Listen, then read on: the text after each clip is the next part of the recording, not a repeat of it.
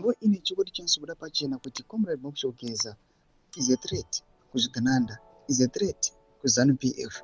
Panguva ino vanhu vanyatsokuona pachena kuti these guys they are corrupt.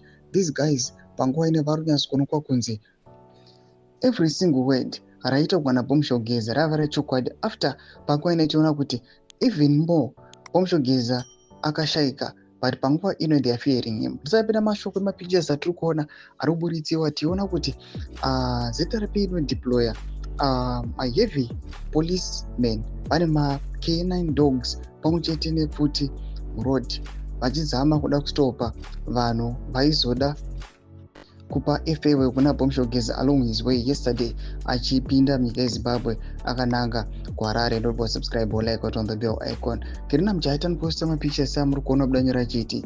This afternoon, police in Masvingo deployed dozens of officers, including K9 dogs, at the city's main cross-border bus terminus to disperse a crowd gathered to bid farewell to the late Comrade Blessed Honest Shogeza Nomdigur.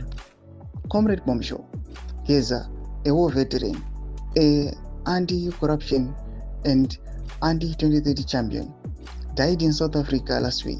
His body is currently en route to Harare and it's expecting to pass through the cities we shared last night. Rest in peace.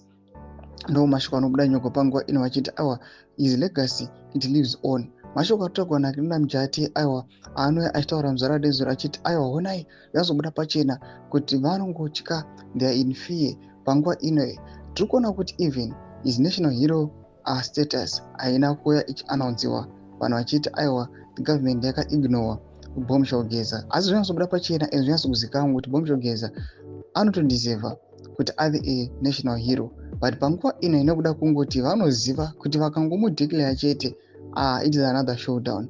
Pinai comment section medu dzafungura emote kudi pamusoro pechitiko ichi. Subscribe or like, chat on the bell icon.